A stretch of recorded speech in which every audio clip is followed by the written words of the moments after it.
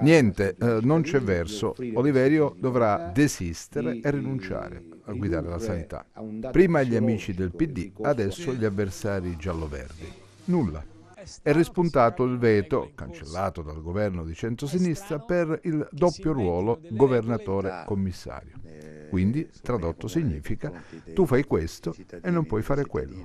Punto e basta. La storia ricomincia. Il presidente, che ha spinto fino a minacciare di incatenarsi in piazza Montecitorio, dovrà alzare bandiera bianca. Per lui la sanità resta un miraggio. E Scura? Beh, nonostante le 1000 critiche sul suo operato, resta, almeno per il momento. Niente da fare nemmeno per i grillini calabresi che a più riprese hanno chiesto alla ministra di sollevarlo dall'incarico e hanno ottenuto qualcosa. Morale della favola: la sanità calabrese resta saldamente nelle mani di Scura. Nemmeno l'audizione davanti alla Commissione Sanità del Senato ha prodotto risultati, se non il solito elenco di nefandezze che stanno dentro il pacchetto Sanità Calabria. È la storia di ieri e di oggi e forse anche di domani. La domanda è d'obbligo: a cosa sono servite le proteste?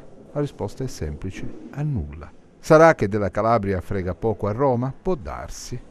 E mentre la politica discute, migliaia di calabresi affrontano i cosiddetti viaggi della speranza per ottenere altrove quel diritto alla salute che qui continua ad essere negato.